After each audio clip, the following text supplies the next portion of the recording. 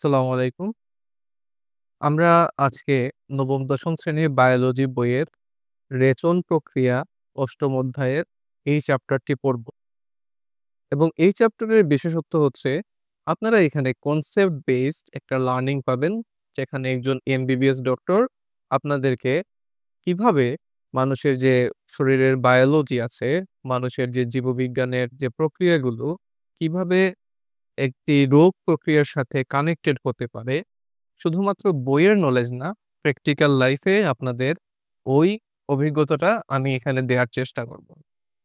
কিভাবে আপনারা ব্যক্তিগত জীবনে, প্রাত্যহিক জীবনে আপনার বইয়ের জ্ঞান কাজে লাগাবেন।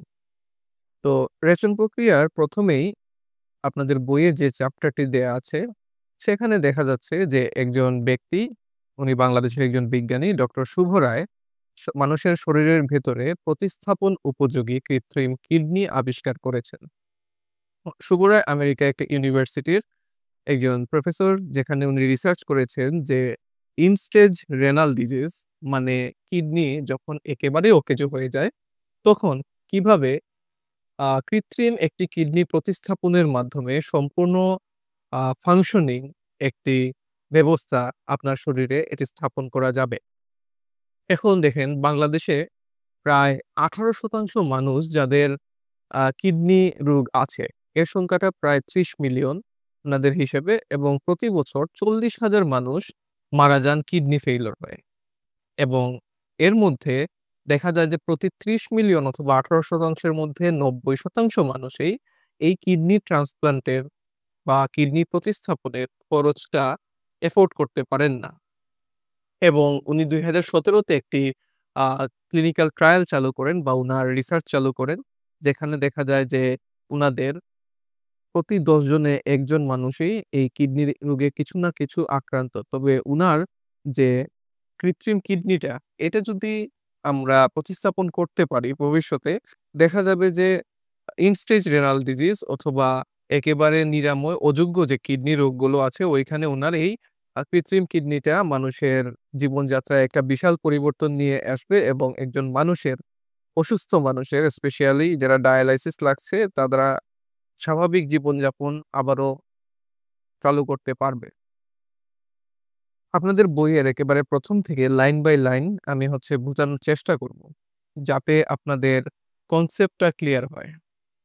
তো দেখুন, আমরা যে প্রতিদিন খাবার খাই, পানি খাই, যাই খাই না কেন, তা আমাদের শরীরে হজম হয়, এবং এই হজম প্রক্রিয়াতে অসংখ্য রাসায়নিক ক্রিয়া-বিক্রিয়া ঘটে।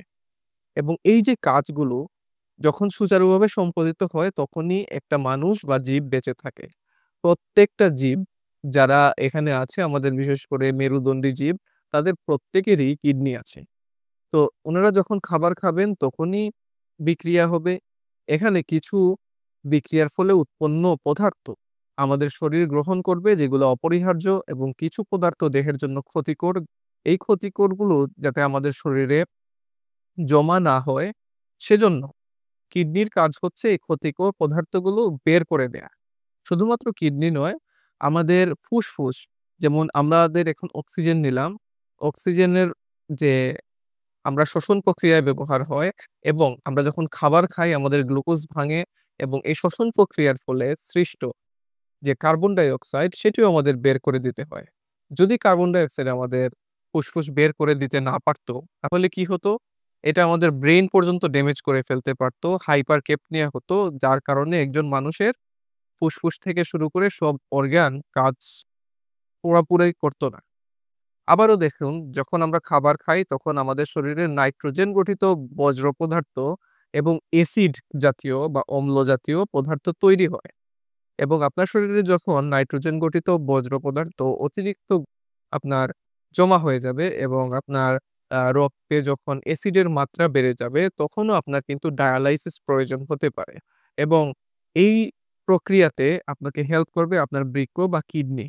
আমাদের শরীরে ২ টি কিডনি রয়েছে। এই ২ টি কিডনি আমাদের সাধারণত রেচন প্রক্রিয়ায় অংশগ্রহণ করে, যাকে আমরা বলছি এক্সক্রিশন। তো এই অধ্যায় শেষে আমরা একজন মানুষের রেচন কিভাবে কাজ করে, অথবা আমরা বলতে পারি কিভাবে তার ক্ষতিকর পদার্থগুলো বের হয়ে যায় শরীর থেকে, ওইটি আমরা ব্যাখ্যা করতে পারবো।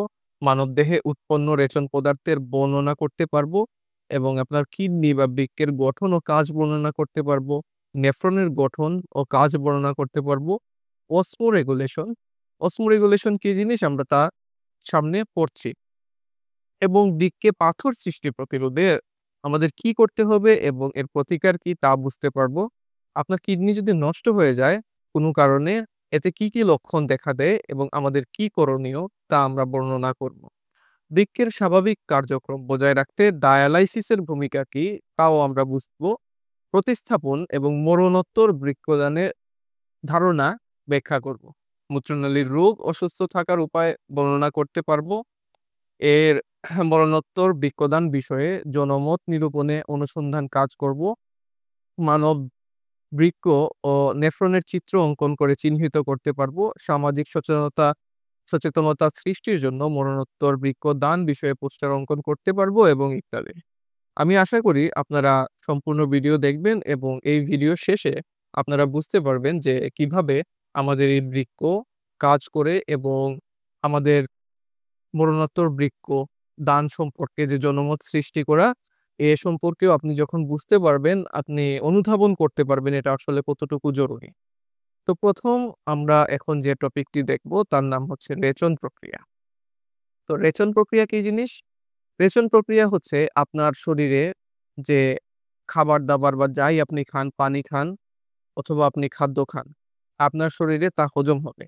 হজম হয়ে আপনার সম্পূর্ণ যতই বিক্রিয়া হোক না কেন, আপনার যে ক্ষতিকর যে নাইট্রোজেন ঘটিত বজ্র পদার্থ তৈরি হয়, আপনার শরীর থেকে তা বের করে দেয় কে? তা হচ্ছে কিডনি। এই যে সম্পূর্ণ যে প্রসেস বা প্রক্রিয়া, এই প্রক্রিয়াটাকেই বলা হয় রেচন, আর ইংলিশে এটাকে বলা হয় এক্সক্রিশন। তো আপনারা যারা মেডিকেলে পড়তে চান অথবা সামনে ইংলিশ মিডিয়ামে পড়বেন অথবা বিদেশে পরীক্ষা দিবেন, তাদের এই প্রত্যেকটা বাংলা টার্মের ইংলিশ টার্মিনোলজি জেনে রাখা উচিত। তো কোনো কারণে যদি আমাদের শরীরে এই বজ্র পদার্থ জমে তখন অনেক ধরনের অসুখ দেখা দেয়। যেমন আপনি এই ছবিটাতে দেখেন একটা বাচ্চা বা মহিলা যার দেখা যাচ্ছে এরকম মুখ ফুলে গেছে, চোখ ফুলে গেছে। এটা কিসের কারণে হয়েছে? এটি মূলত কিডনি রোগে আক্রান্ত হলে প্রাথমিক অবস্থায় একজন মানুষের মুখ ফুলে যায়, যাকে এখানে আমরা ফেসিয়াল পাফিনেস বলছি। এবং আরো দেখেন তার পা গুলোও ফুলে গেছে পরবর্তীতে।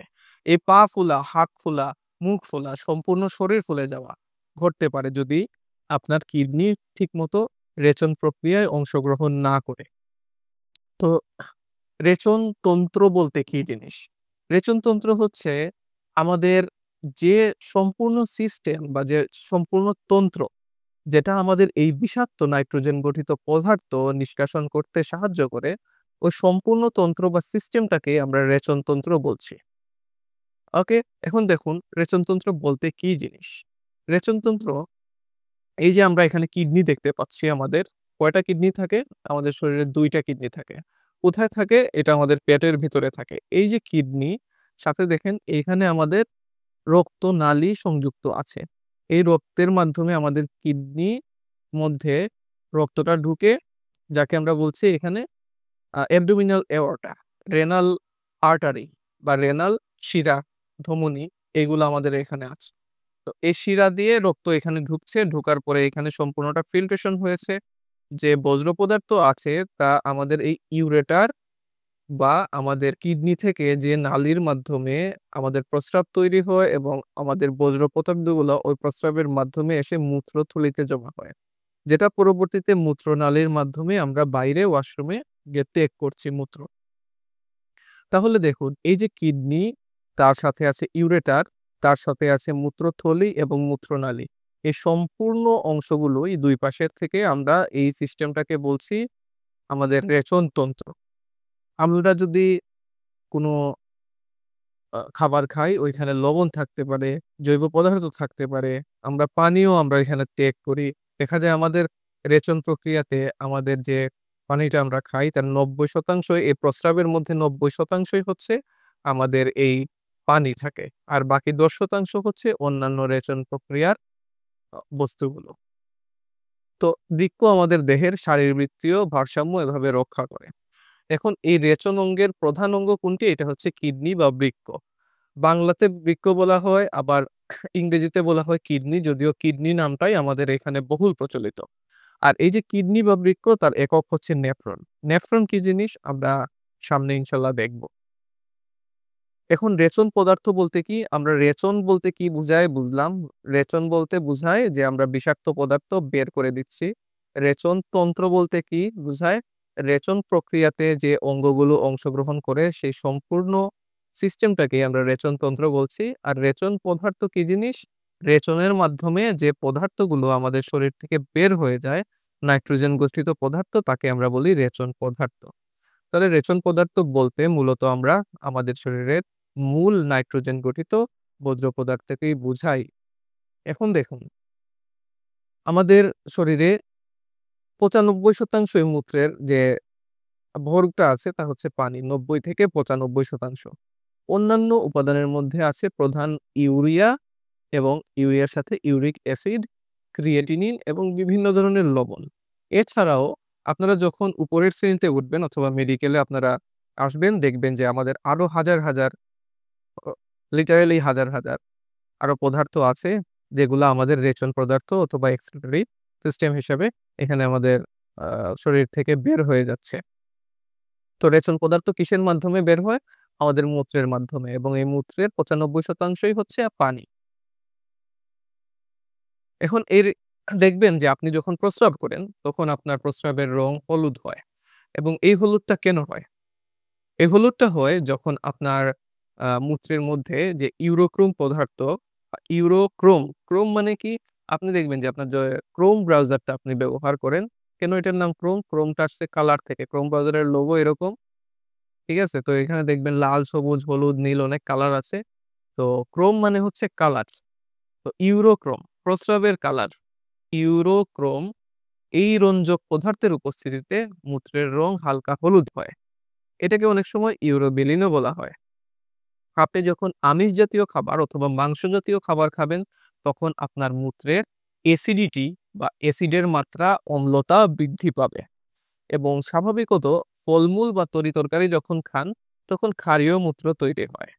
তার মানে মাংস খেলে অ্যাসিড, ফলমূল তরকারি খেলে বেসিক বা ক্ষারীয় মূত্র তৈরি হচ্ছে। এখানে দেখুন আমরা একটা প্রস্রাবের কালারের হচ্ছে চার্ট দিয়েছি, যেখানে হালকা হলুদ থেকে হলুদের ভাবটা একটু বাড়ছে। যখনই আপনার আ পানি কম খাবেন, ধরেন রোজা মাসে দেখবেন যে আপনি যখন ইফতারে যান অথবা খেলাধুলার পরে আপনি যখন এসে প্রস্রাব করছেন সারাদিন পানি কম খেয়ে, তখন আপনার প্রস্রাব কিন্তু এরকম গাঢ় হলুদ থেকে হালকা লালচে ভাব ধারণ করে। কারণ কি? কারণ আপনার শরীর আপনার মূত্র থেকে কিডনির যে আমাদের প্রস্রাবটা বের করে দিত, বেশি, বেশি পানি বের করে দিত, তা এখন বের করছে না। সে আবার শোষণ করে নিচ্ছে। এ কারণে মূত্রের পরিমাণ হয়ে যাচ্ছে খুবই কম। এই কারণে দেখা যায় অল্প পরিমাণ মূত্রের মধ্যে অনেক বেশি বজ্র পদার্থ থাকে, ইউরোবাইলিন থাকে। এই ইউরোক্রোম বা ইউরোবেলিন তখন কি করে এরকম হলুদের মাত্রাটা বাড়িয়ে দেয় এবং আপনি যখন পানি বেশি খাবেন তখন আপনার মূত্রের কালার দেখতে এরকম হবে। কারণ কি? অধিক পানিতে এই একই পরিমাণ বর্জ্য পদার্থ আছে। যে কারণে এটা পাতলা হয়ে যায়, ডাইলিউট হয়ে যায়। ইউরিনের কালারের আরো এরকম চার্ট আছে। আপনারা পরবর্তীতে যখন মেডিকেলে আসবেন আ বা জীববিজ্ঞান নিয়ে আরো বিস্তারিত পড়বেন, তখন আপনারা দেখতে পাবেন যে এরকম এই চার্টগুলোর মাধ্যমে আপনারা বিভিন্ন রোগ পর্যন্ত আপনারা ধরতে পারছেন। বিভিন্ন ঔষধ খেলে মূত্রের কালার পরিবর্তন হয় এবং কিছু খাবারের মাধ্যমে মূত্রের কালার পরিবর্তন হয়। এসব কালার দেখে কিন্তু আপনার রোগ নির্ণয় করতে হবে। এখন আসুন যে বৃক্কের অবস্থান কোথায়? আমি আগে বলেছিলাম সোজা বাংলায় হচ্ছে এটা আমাদের পেটের ভিতরে থাকে। কোথায়? আমরা দেখবেন যে আপনি নিশ্চয়ই কোনো প্রাণী জবাইয়ের পর অথবা আপনারা যদি কোনো কারণে বাসায়ও এমনিতে কোনো পশু দেখে থাকেন কাটা, তাহলে দেখবেন যে পশুর উপরের যে হৃৎপিণ্ড বা ফুসফুস থাকে, ওই হৃৎপিণ্ড, ফুসফুস ওইটা আলাদা করা থাকে একটা পর্দা দিয়ে। আর নাড়িভুড়ি আলাদা করা থাকে একটা পর্দা দিয়ে। এই পর্দার নাম কি? এই পর্দার নাম হচ্ছে ডায়াফ্রাম। ডায়াফ্রামের নিচে কি? উদর গহ্বর বা পেটের ভিতরের অ্যাবডোমিনাল ক্যাভিটি, যেটাকে আমরা বলছি উদর গহ্বর। উদর গহ্বরের একেবারে পিছনে যে আমাদের পিঠ, ওই পিঠের সাথে লাগানো পিঠ সংলগ্ন অবস্থায় ২ টি বৃক্ক কোথায় অবস্থান করছে? এই মাঝামাঝি যে মেরুদণ্ড, ওই মেরুদণ্ডের পাশে। তাহলে আমি আবারও বলি, কিডনির অবস্থান কোথায়? মানবদেহের উদরগহ্বরের পিছনের অংশে, মেরুদণ্ডের দুদিকে, এই বক্ষপিঞ্জরের নিচে, মানে এরকম যে বুকের খাঁচা হাড্ডি দিয়ে তৈরি থাকে ওইটা হচ্ছে বক্ষপিঞ্জর। বক্ষপিঞ্জরের নিচে কোথায়? পিঠ সংলগ্ন অবস্থায় দুটি বৃক্ক অবস্থান করে। তাহলে আমাদের যদি প্রশ্ন করা হয় বৃক্কের অবস্থান কি বা কিডনির অবস্থান শরীরে কোথায়, আপনারা নিশ্চয়ই বলতে পারবেন। তো বৃক্ক দেখতে কিরকম?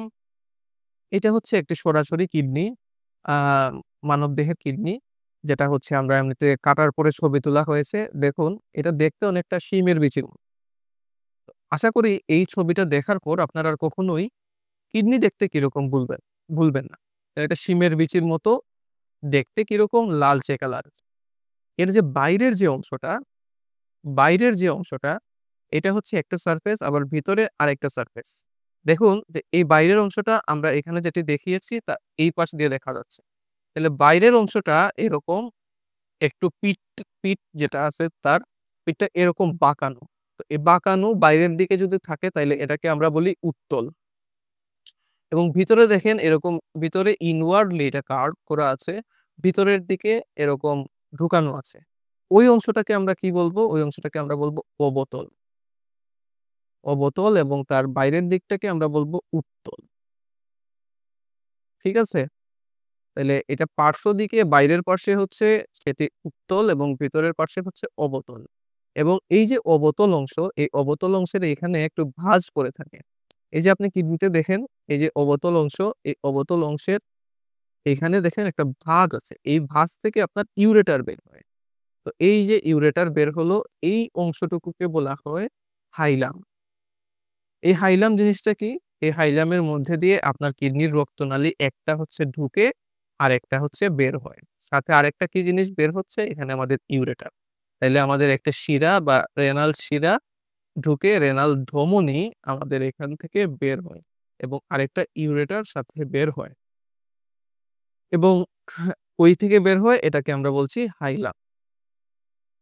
এই যে এই ছবিটাতে দেখা যাচ্ছে বাইরের যে হচ্ছে বাইরের অংশটা এটাকে আমরা বলছি কিডনির কর্টেক্স, ভিতরের অংশটাকে বলা হয় মেডুলা এবং এখান থেকে দেখেন যে আপনারা যে সাদা অংশটা এটাকে বলা হয় হাইলাম, হাইলামের পরে হচ্ছে ইউরেটার এবং এইখানে হচ্ছে একটা ভেইন বা ধমনী আর এখানে একটা আর্টারি আছে। আরো কিছু নার্ভ আছে বা স্নায়ু আছে, ওগুলো আমি এখন বলছি না। এটা আপনাদের বইয়ের ছবি, এখান থেকে দেখবেন। তো কিডনি থেকে কি বের হয়? ইউরেটার বের হচ্ছে। কোথায় যায়? আমাদের মূত্রথলিতে বা মূত্রাশয়ে প্রবেশ করে। আমাদের কয়টা কিডনি? আমাদের ২ টা কিডনি। তাহলে ইউরেটার কয়টা থাকা উচিত? ২ টা। কিন্তু এই ২ টা ইউরেটার একই সাথে কোথায় আসে? একটি মাত্র মূত্রথলি, যাকে আমরা বলা হয় ইউরিনারি ব্লাডার। এই ব্লাডারের মধ্যে চলে আসে। এবং এই যে কিডনিটা, এই কিডনিটা হচ্ছে একটা কাভার থাকে, পাতলা একটা কাভার থাকে যেটা হচ্ছে আপনার এখানে বলছে তন্তুময় আবরণ। এই তন্তুময় যে আবরণ বাইরের দিকের, এই পাতলা কাভারটাকে বা আবরণটাকে আমরা বলি রেনাল ক্যাপসুল। রেনাল ক্যাপসুলটা আমরা পরবর্তীতে দেখব। এখন দেখেন বাইরে কি বলছিলাম যে কাভারটাকে আমরা ক্যাপসুল বলছি। তাহলে ক্যাপসুল সংলগ্ন আমাদের কিডনির যে অংশটা সেটাকে আমরা বলি কর্টেক্স। কর্টেক্স কি? এই যে বাইরের যে শক্তপোক্ত একটা অংশ এটা হচ্ছে কর্টেক্স। আমি একটু অন্য কালার দিয়ে দেখাই। বাইরের এই শক্তপোক্ত অংশটা, সলিড যে অংশটা এটাকে হচ্ছে বলছি কর্টেক্স এবং ওই যে দেখুন এরকম ৩ কোণা কিছু জিনিস আছে। এই যে ৩ কোণা এগুলাকে বলা হয়, যেহেতু ৩ কোণা আছে পিরামিড দেখতে কিরকম? এরকম ৩ কোণা। খুফুর পিরামিড কোথায় আছে? মিশরে আছে। তো এরকম যে পিরামিড গুলো আছে, পিরামিড যেখানে থাকে ওই অংশটাকে কি বলা হয়? মেডুলা। তাহলে ভিতরের অংশের নাম কি? মেডুলা। বাইরের ক্যাপসুল সংলগ্ন অংশের নাম কি? কর্টেক্স। বাইরে কর্টেক্স, ভিতরে মেডুলা। মেডুলাতে কি থাকে? ৮ থেকে ১২ টি রেনাল পিরামিড থাকে। ঠিক আছে? এই উভয় অঞ্চলেই আমাদের যোজক কলা দিয়ে নির্মিত এবং এখানে রক্তবাহী নালী থাকে। অবশ্যই আপনার শরীরে যেখানে আপনার কোন একটা অঙ্গ আছে সেখানেই আপনার যোজক কলা আছে, সেখানেই আপনার রক্তবাহী নালী আছে। আপনি চিন্তা করেন আপনার যদি হাত-পা চিন্তা করেন, হাত পায়েও যোজক কলা আছে, হাত পায়েও রক্তবাহী নালী আছে। অর্থাৎ যোজক কলা মানে কি তাইলে? আমাদের এখানে যে মাংস আছে, আমাদের এখানে যে হাড় আছে, চর্বি আছে ওইগুলো আমাদের যোজক কলা। রক্তবাহী নালী মানে কি? আমাদের আর্টারি আছে, ক্যাপিলারি আছে, ভেইন আছে। ওইগুলো আমাদের রক্তবাহী নালী। মেডুলায় কয়টি পিরামিড থাকছে? ৮ থেকে ১২ টি। ৮ থেকে ১২ টি। এখন দেখুন এই যে পিরামিড, এই পিরামিডের পিছনের দিকটা মোটা, সামনের দিকে সে চিকন হয়ে নেমে আসছে। এই যে চিকন যে অংশটুকু, এই চিকন অংশের নাম কি? চিকন অংশের নাম হচ্ছে আপনার পেপিলা। তাইলে এর অগ্রভাগ যেটা, অগ্রভাগে এটাকে আমরা বলছি পেপিলা। এই পেপিলা কোথায় আসে? পেপিলা আসে এই যে বিশাল একটা অংশ, এই বিশাল একটা অংশের মাথায়, তখন এইখানের মধ্যে এই পেপিলা চলে আসে। তাইলে হচ্ছে এর কাজ কি? এই পিরামিডের কাজ হচ্ছে ছাঁকনি। এখানে অনেকগুলা নেফ্রন থাকে। আপনি যখন চা ছাঁকবেন, ঠিক আছে? বা হচ্ছে ময়লা যখন ছাঁকবেন, আপনি হচ্ছে একটা বালতি থেকে ধরেন যে আপনি ময়লা পদার্থগুলা হচ্ছে পানি থেকে আলাদা করবেন। তো আপনি করলেন কি? পানিটা ঢাললেন একটা ছাঁকনির মধ্যে, পানিটা কোথায় গিয়ে পড়বে? আপনার বেসিনের মধ্যে ধরেন পড়ল। তো এই যে পেলভিস, এই পেলভিসের আরেকটা নাম হচ্ছে বেসিন। সোজা কথায় বলতে পেলভিসের আরেক নাম হচ্ছে বেসিন। তো এই বেসিনটা কোথায়? বেসিনে হচ্ছে আপনার প্রস্রাব এসে জমা হয়। তো পেপিলা যখন এসে আপনার বেসিনের মধ্যে বা আপনার পেলভিসের মধ্যে যখন জমা হবে, অনেকগুলা অনেকগুলা হচ্ছে পেপিলা একসাথে হয়ে এই বিশাল যে বড় পেলভিস, এই পেলভিসটা হচ্ছে তৈরি হচ্ছে। এইখানে এসে আমাদের এই পেলভিসটা যখন আমাদের কিডনি থেকে বের হয়ে যায়, তখন এটাকে আমরা কি বলছি? তখন আমরা এটাকে বলছি ইউরেটার। এই ইউরেটার কোথায় যায়? ইউরেটার হচ্ছে আমাদের ইউরিনারি ব্লাডার বা মূত্রথলিতে চলে যায়।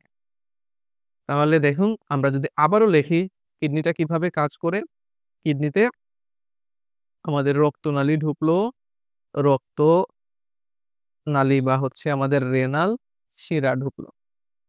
রেনাল শিরা ঢোকার পরে কিডনিতে ফিল্টার হলো। ফিল্টার হয়ে কোথায় চলে গেল? মেডুলা।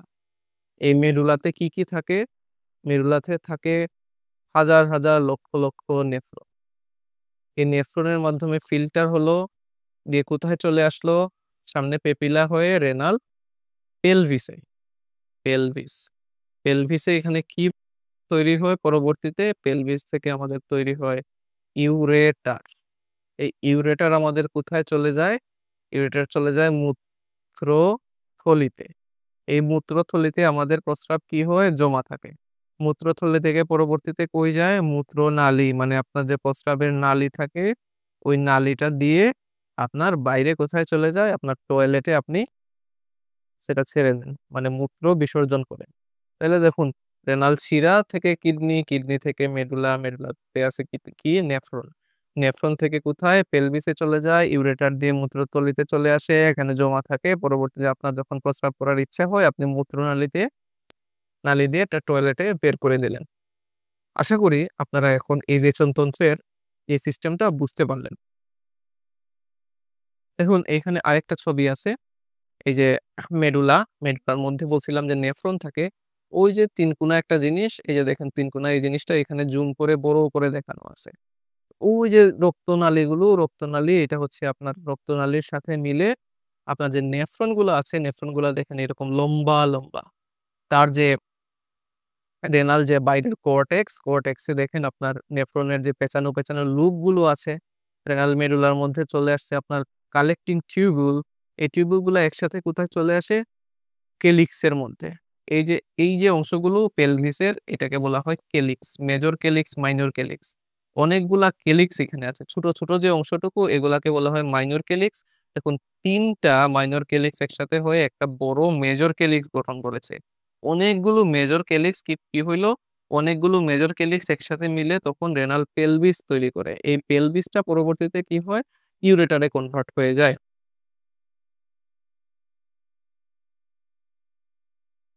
এখন এই যে আমাদের নালিকার কথা আমরা বলেছিলাম যাকে হচ্ছে বলছি আমরা নেফ্রন। এই নেফ্রনের কাজ কি? নেফ্রনের কাজই হচ্ছে মূলত আমাদের কিডনির মধ্যে কি বলছিলাম বৃক্কের একক কি? নেফ্রন। তো এই যে নেফ্রন, এই নেফ্রনটা আমাদের অনেক অংশে ভাগ থাকে এবং আমাদের কিডনির মধ্যে এই যে নালিকা বড় অংশে আমরা এটাকে বলা হয় ইউরিনিফেরাস নালিকা বা ইউরিনিফেরাস টিউবিউল। এখন এই নেফ্রনের এই যে একটা পাশ বা ইউরিনিফেরাস টিউবুল, এই যে পাশটা এগুলা মিলে হচ্ছে শুধুমাত্র বলছে নেফ্রন তারা আপনাদের বইয়ে। এবং এই যে আলাদা করে একটা হচ্ছে সংগ্রাহী নালিকা, যেখান দিয়ে হচ্ছে আপনার এসে এখানে বের হয়ে যাবে কোথায়? আপনার pelvis of ইউরেটারে, major calyx minor কেলিক্সের যে অংশটুকু আমি বুঝিয়েছিলাম ওই অংশে। তো ওইটাকে আমরা বলবো সংগ্রাহী নালিকা বা কালেক্টিং টিউবুল। কি বলবো? সংগ্রাহী নালিকা বা কালেক্টিং টিউবুল। কি কালেক্ট করে? সে হচ্ছে আপনার ইউরিন বা প্রস্রাব কালেক্ট করে। কোথায় নিয়ে যায় কালেক্ট করে? মেজর কেলিক্স, মাইনর কেলিক্স ওই অংশে। মানে কয়েকটা মাইনর কেলিক্স মিলে একটা মেজর কেলিক্স তৈরি হয়, কয়েকটা মেজর কেলিক্স মিলে একটা রেনাল পেলভিস তৈরি হয়। ওকে, তো নেফ্রন কি করে? নেফ্রন হচ্ছে আল্টিমেটলি আমাদের মূত্রই তৈরি করছে। আর সংগ্রাহী নালিকা কি করে? আপনার রেনাল পেলভিসে মূত্র বহন করে নিয়ে যায়। আমি আবারও হচ্ছে ছবিটা দেখাই। এই যে ছবিটা, আপনার রক্তর যে শিরাটা, শিরা দিয়ে এখানে রক্ত ঢুকলো, এখানে ফিল্ট্রেশন হইলো। কোথায় ফিল্ট্রেশন হইলো? এই যে মেডুলা। এই মেডুলাতে কি আছে? এই যে রক্তনালীগুলা মেডুলাতে ঢুকছে, মেডুলাতে ঢুকে নেফ্রনের সাথে কানেক্ট হইলো। এইখানে আপনার নেফ্রনের মধ্যে হচ্ছে ছেঁকে, ছেঁকে সে মূত্র তৈরি করলো, কালেক্ট করলো কে? Collecting duct. কোথায় নিয়ে গেল? আপনার মাইনর কেলিক্স, মাইনর কেলিক্স থেকে মেজর কেলিক্স, মেজর কেলিক্স থেকে পেলভিস অফ ইউরেটার। ঠিক আছে? এই যে পেলভিসে আল্টিমেটলি সে মূত্র বহন করলো। কে বহন করলো? সংগ্রাহী নালিকা। এখন আপনার জন্য প্রশ্ন, পজ করেন। যদি রেনাল পেলভিসে যায়, পেলভিস থেকে যে পাথওয়েতে বা যে পথগুলো দিয়ে আপনার মূত্র আপনার শরীর থেকে বের হয়ে যায়, আপনি এটা এখন একবার খাতায় লিখুন।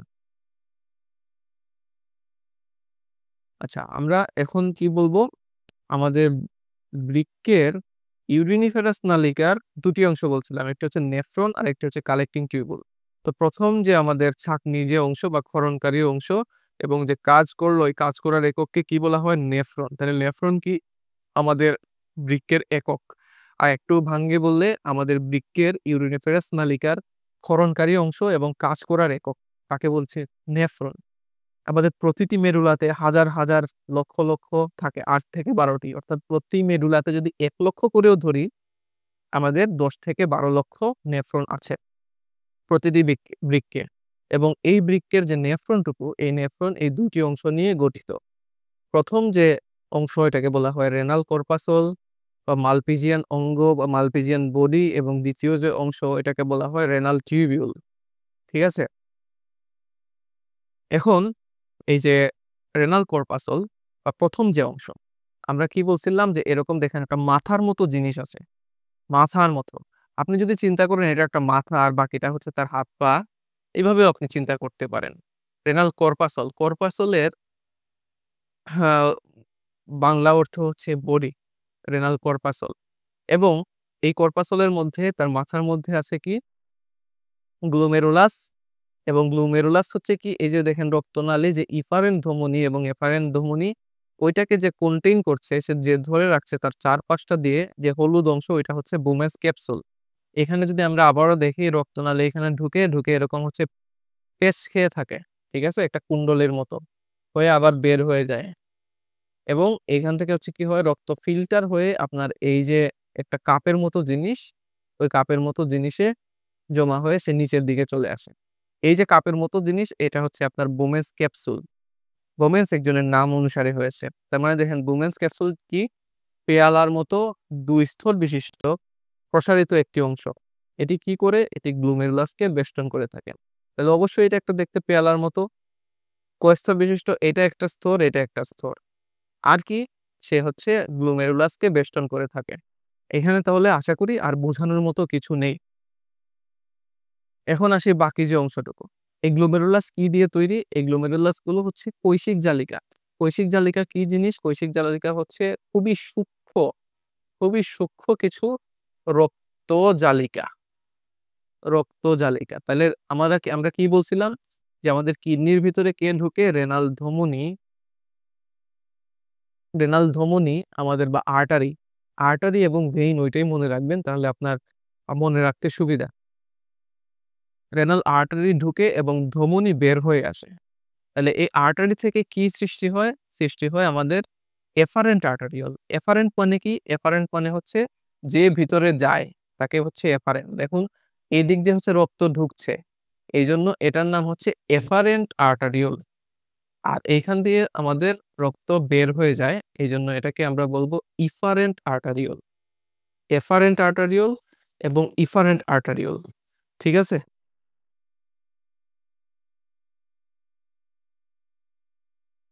এখন এই রেনাল ক্যাপসুলের ভিতরে ঢুকে প্রায় 50 টি কৈশিক নালিকা, মানে চিকন, চিকন খুবই রক্তজালিকা, যেগুলো ওই রক্তজালিকাগুলো তৈরি করে এ থেকে আবার বিভক্ত হয়ে। এইসব কৈশিক জালিকাগুলো মিলিত হয়ে পরবর্তীতে আপনার ইফারেন্ট আর্টারিওল, কি বলছিলাম, অনেকগুলো একসাথে মিলে ইফারেন্ট আর্টারিওল তৈরি হয়। এই গ্লোমেরুলাসের কাজ কি? এইটাই মূলত আপনার ছাঁকনির মতো কাজ করে। এখান দিয়ে হচ্ছে রক্ত ঢুকে এবং অনেক প্রেসারের কারণে এখান দিয়ে রক্তের যে বজ্র পদার্থগুলা এখান দিয়ে বের হয়ে চলে যায়। এবং এখান থেকে দেখুন যে রক্ত থেকে যে পরিশ্রুত তরল উৎপন্ন হয়, এই তরলকে বলা হয় আল্ট্রা ফিল্ট্রেট। তাহলে এই নালী দিয়ে যে তরলটা যাবে প্রস্রাব বের তৈরি হওয়ার আগে, ওইটাকে আমরা বলবো আল্ট্রা ফিল্ট্রেট। কেন আল্ট্রা ফিল্ট্রেট? কারণ এখানে অনেক সূক্ষ্ম, সূক্ষ্ম কিছু বজ্র পদার্থ থাকে, যেগুলার কিছু আমাদের আবার শরীর শোষণ করে নেয় এবং পরবর্তীতে আবার কিছু আমাদের শরীর বের করে দেয়। এই আল্ট্রা ফিল্টারটি আমাদের রেনাল টিউবুলের মধ্য দিয়ে প্রবাহিত হওয়ার সময় কয়েক দফা শোষণ এবং নিঃসরণ, মানে বের করে দেওয়ার প্রক্রিয়ার মধ্যে যায়। সবশেষে আমাদের যে তরলটি পাই সেটি হচ্ছে আমাদের মূত্র, যা সংগ্রাহী নালিকার মধ্য দিয়ে ইউরেটার হয়ে, সংগ্রাহী নালিকা মানে কি, আমাদের ওই যে কালেক্টিং টিউবুল বলছিলাম প্রথমে, পরবর্তীতে ওইটা কোথায় যায়? রেনাল পেলভিসে যায়, পেলভিস থেকে ইউরেটার হয়ে মূত্রথলিতে জমা থাকে। আশা করি আপনারা এতটুকু বুঝতে পেরেছেন। প্রশ্ন থাকলে অবশ্যই জানাবেন। এই যে বুমেন ক্যাপসুল কি জিনিস? বুমেন্স ক্যাপসুল হচ্ছে এই জিনিসটা। এই অক্ষীয় দেশ থেকে সংগ্রাহী নালী পর্যন্ত বিস্তৃত চৌড়া নালিকাটাকে বলা হয় রেনাল টিউবিউল। এখন অক্ষীয় দেশ মানে তার নিচের যে অংশ থেকে একেবারে, আপনারা যদি দেখেন এই বুমেন্স ক্যাপসুল এর যে অক্ষীয় দেশ নিচের থেকে শুরু করে একেবারে আপনার পুরাটা পেস্ট খেয়ে, খেয়ে একেবারে কালেক্টিং টিউবুল পর্যন্ত বা সংগ্রাহী নালিকা পর্যন্ত যে অংশটুকু, তাকে আমরা বলছি রেনাল টিউব। আপনার যদি মনে না থাকে তাহলে আপনি সোজা একটা কথা বলবেন যে বুমেন্স ক্যাপসুল থেকে শুরু করে কালেক্টিং টিউবুল পর্যন্ত অংশটুকুই রেনাল টিউবুল। শেষ। অক্ষীয় দেশ এগুলা মনে থাকবে না আপনার। প্রতিটি রেনাল টিউবুল ৩টি অংশে বিভক্ত। নিকটবর্তী, আপনি হচ্ছে ইংরেজি নামগুলা মনে রাখবেন, তাহলে আপনার পরবর্তীতে যখন আপনি ইন্টারমিডিয়েটে উঠবেন, আপনার একাদশ দ্বাদশ শ্রেণীতে আপনার ওই ইংরেজি নামটুকু কাজে লাগবে এবং মেডিকেলও আপনার ইংরেজি নামটুকু কাজে লাগবে। বাংলা নামটা আসলে পেচ লেগে যায় অনেক সময়। তাহলে প্রক্সিমাল মানে কি? কাছের যে অংশটা, মানে নিকটবর্তী। কনভুলেটেড মানে কি? পেঁচানো। টিউবুল মানে কি? নালী। তাইলে নিকটবর্তী পেঁচানো নালিকা, প্রক্সিমাল কনভলিউটেড টিউবুল। আর লুপ মানে কি? লুপ মানে হচ্ছে আরেকটা পেচ। লুপ মানে হচ্ছে এত বেশি পেঁচানো না, জাস্ট একটা পেচ, এরকম ইউ আকৃতির যে পেচ, এটা হচ্ছে লুপ। যে ফাঁসির দড়িতে দেখছেন না, একটা হচ্ছে এরকম লুপের মতো জিনিস থাকে, ওইটাই আর কি। তো হেনলির লুপ। এবং পরবর্তীতে ডিস্টাল মানে দূরবর্তী। কনভলিউটেড মানে আবারও পেঁচানো, টিউবুল মানে নালিকা। তাহলে দূরবর্তী বা প্রান্তীয় পেঁচানো নালিকা। আমাদের টিউবুলের কয়টা পার্ট? টিউবুলের পার্ট হচ্ছে আমাদের 3টা। আমরা যদি এই ছবিতে দেখি, দেখুন নেফ্রনের তাহলে কয়টা অংশ? ইউরিনিফেরাস টিউবুল। এই সম্পূর্ণটাকে যদি আমরা ইউরিনিফেরাস টিউবুল ধরি, তাহলে এর 2টা পার্ট। একটা হচ্ছে ইউরিনিফেরাস, এখানে যে দেখছিলাম আমরা,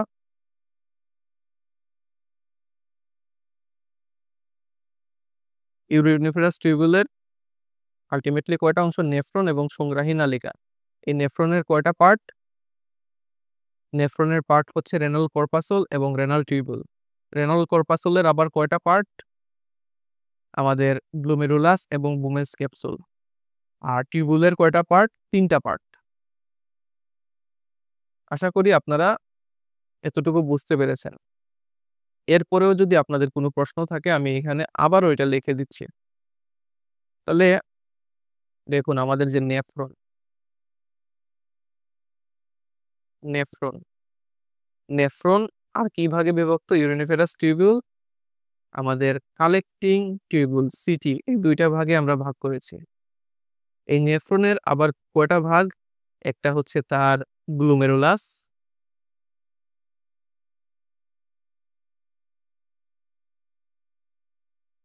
গ্লুমেরুলাস, সাথে কে থাকে? তার কার মধ্যে থাকে? একটা কাপের মধ্যে থাকে। ওইটার নাম কি?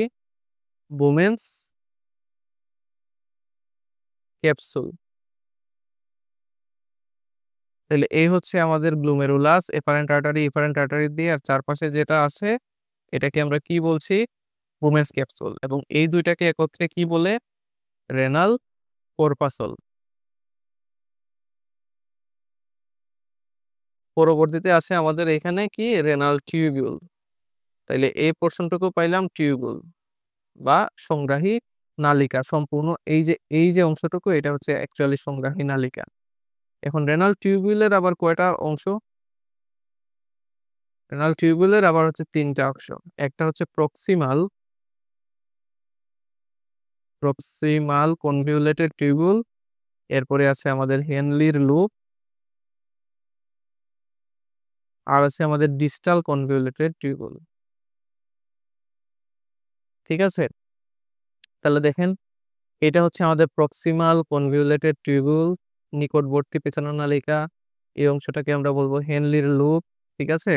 এবং পরবর্তীতে আমাদের কি আছে? Distal convoluted tubule. এই ডিস্টালটা কোথায় চলে যায়? চলে যায় হচ্ছে আমাদের সংগ্রাহী নালিকা বা কালেক্টিং টিউবিউলে।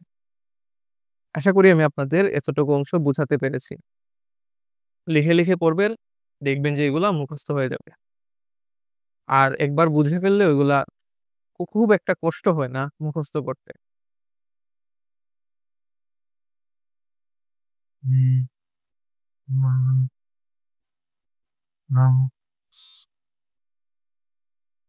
এটা আমাদের মেডিকেলের একটা বই থেকে নেয়া, যেখানে আমি রেনাল আর্টারি বা রেনাল ধমনী যেখানে ঢুকে দেখেন ওইখানে অনেক চিকন অনেক artery, segmental artery, interlobar artery, arcuate artery, interlobular artery অনেক নামে ভাগ হয়েছে। এই আর্টারি গুলো যদি এখানে বড় করে দেখাই, দেখেন ইন্টারলোবিউলার আর্টারি একটা মাথা চলে গেছে কোথায়? এফারেন্ট আর্টারিয়াল হয়ে গ্লোমেরুলাস তৈরি করেছে। গ্লোমেরুলাস থেকে আবার যখন বের হয় এটা ইফারেন্ট আর্টারিয়াল নামে এটা তৈরি হয়েছে। এটা কোথায় থাকে? এটা থাকে বোমেন্স ক্যাপসুলের মধ্যে। এইটা হচ্ছে আলটিমেটলি আমাদের প্রক্সিমাল কনভলিউটেড টিউবুল, যেটার আশেপাশে আবারও অনেক রক্তনালী আছে, যেটা দিয়ে আমাদের হেনলির লুপ, আবারও ডিস্টাল কনভলিউটেড টিউবুল, এরপরে সে চলে গেল কোথায়? কালেক্টিং টিউবুলে। এটা আমাদের মেডিকেলের বইয়ের একটা অংশ। আপনারা যখন উচ্চতর আরো জ্ঞান নিবেন জীববিজ্ঞানের, তখন আপনারা এটা পাবেন। এটা আমাদের গ্লোমেরুলাসের আরেকটি ছবি, যেটি মেডিকেলের বই থেকে নেয়া। বৃক্কের কাজ। বৃক্কের ১ম কাজ কি? বৃক্কের কাজ হচ্ছে ভাই আপনি বেশি প্রস্রাব করবেন প্রতিদিন, এইটাই হচ্ছে কাজ। এই প্রস্রাবের মাধ্যমে আপনার শরীর থেকে যত বিষাক্ত পদার্থ ওইগুলা বের করে দিবে। তাহলে একজন স্বাভাবিক মানুষ কি করে? প্রতিদিন প্রায় ১৫০০ মিলিলিটার মূত্র ত্যাগ করে। ১৫০০ মিলিলিটার মূত্র মানে কি জানেন? আপনি হচ্ছে এরকম একটা ২ লিটার বোতল নিলেন, এই যে দেখেন এইখানে একটু বাদ দিলে এখানে প্রায় এতটুকুই হচ্ছে আপনার ১৫০০ মিলিলিটার মূত্র। এতটুকু আপনি প্রতিদিন ত্যাগ করেন। এই মূত্রে কি থাকে? আমাদের নাইট্রোজেন গঠিত বজ্র পদার্থ থাকে। নাইট্রোজেন গঠিত বজ্র পদার্থ যখন আপনার মনে আছে কেমিস্ট্রিতে যখন জৈব যৌগ পড়বেন, তখন দেখবেন যে নাইট্রোজেনের আমাদের একটা সার আছে। ওই সারটাই হচ্ছে ইউরিয়া সার। যে সারটা আমরা কোথায় দেই? আমাদের গাছপালায় দেই। এই ইউরিয়া সার দিলে কি হয়? গাছপালার যে পাতাগুলো আছে, পাতাগুলো হচ্ছে চকচকে সবুজ হয়। পাতাগুলার দ্রুত বৃদ্ধি হয়। তাহলে এই নাইট্রোজেন গঠিত যে বজ্র পদার্থ আসলে আমরা বের করে দেই, ওইটাই হচ্ছে আপনি যখন খেতে দিবেন, গাছে দিবেন, ওইটাই তখন আপনার সার হিসাবে কাজ করবে। তো যারা গ্রামে আছেন, খামারি আছেন, তারা জানেন যে এরকম ইউরিয়া দিলে গরুর মূত্র থেকে, গরুর যে বজ্র পদার্থ থেকে, গোবর থেকে যে সারগুলো দেয়া হয় গাছে, ওইগুলো এমনিতে খুবই উপকারী। Uric acid. এই ইউরিক অ্যাসিডটা মনে রাখবেন, অনেকের শরীরের ইউরিক অ্যাসিড বেড়ে গেলে তাদের হাতে পায়ে ব্যথা হয়, আঙ্গুলে ব্যথা হয়। অ্যামোনিয়া আরেকটা বজ্র পদার্থ, এবং ক্রিয়েটিনিন। এই ক্রিয়েটিনিনটা আপনারা যারাই ডাক্তারের কাছে গেছেন দেখবেন এই যে ক্রিয়েটিনিন পরীক্ষা দেয়।